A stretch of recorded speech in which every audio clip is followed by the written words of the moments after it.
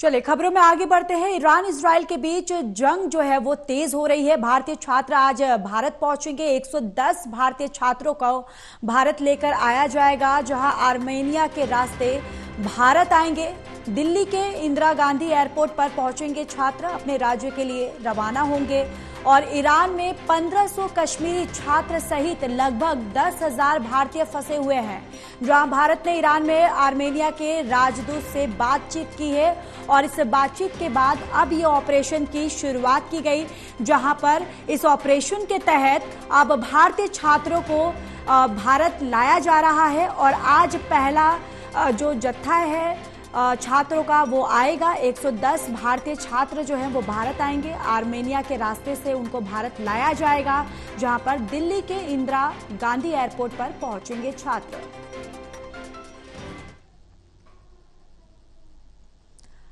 और इसी खबर पर ज्यादा जानकारी के साथ एसोसिएट एडिटर प्रदीप कुमार हमारे साथ लाइव जुड़े हुए हैं। प्रदीप, देखिए अब यहाँ पर भारत के द्वारा ऑपरेशन चलाया जा रहा है ताकि जो छात्र वहां पर फंसे हुए हैं उनको किस तरीके से यहां पर भारत उनको सुरक्षित लाया जाए, क्योंकि इससे पहले भी हमने देखा था जब रशिया और यूक्रेन का जब युद्ध हुआ था, वहां पर जो भारत के जो छात्र फंसे हुए थे, किस तरीके से गंगा ऑपरेशन के तहत वो बच्चों को, उन छात्रों को भारत लाया गया था। अब फिर से एक नया ऑपरेशन जो है वो शुरू किया जा रहा है, जिसके तहत जो वहां पर कश्मीरी छात्र हैं उनको किस तरीके से सुरक्षित अपने भारत लाया जाए।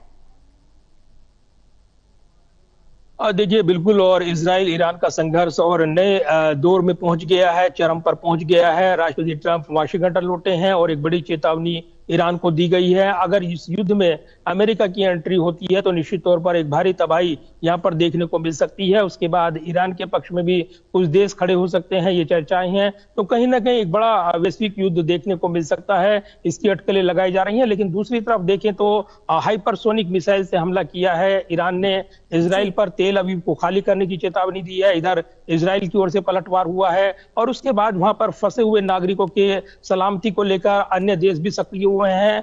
भारत की ओर से बड़ी पहल की गई है, नियंत्रण कक्ष स्थापित किया गया है। और जो वहां पर फंसे भारतीय जो खास तौर से छात्र हैं उनको निकालने के लिए यहाँ पर मुहिम शुरू की गई। और बीते कल ही जो पहला जत्था था 110 यात्रियों का, जो खासतौर से भारत के नागरिक हैं और वो फंसे हुए हैं, जो कि रूसिया यूनिवर्सिटी में पढ़ाई कर रहे थे छात्र, जो 90 के करीब पहले जत्थे में शामिल हैं, जो कि यूनिवर्सिटी में वहां पर पढ़ाई करते थे कश्मीरी छात्र, उनको निकाला गया है। तो 110 जो भारतीय हैं उनको सुरक्षित निकाला गया है आर्मेनिया के रास्ते, और अब उनकी वतन वापसी होगी। देर रात तक ये वतन वापसी उनकी होनी है, ये बताया जा रहा है। इसके अलावा जो अन्य जो फंसे हुए भारतीय हैं उनकी निकासी को लेकर भी यहाँ पर जो राजदूत हैं आर्मेनिया के, उनसे बातचीत की है भारतीय राजदूत। तो यहाँ पर देखिए बातचीत की गई है और बातचीत के बाद ये ऑपरेशन की शुरुआत की गई है। प्रदीप बने रहिए, लौटूंगी प्रदीप आपके पास में।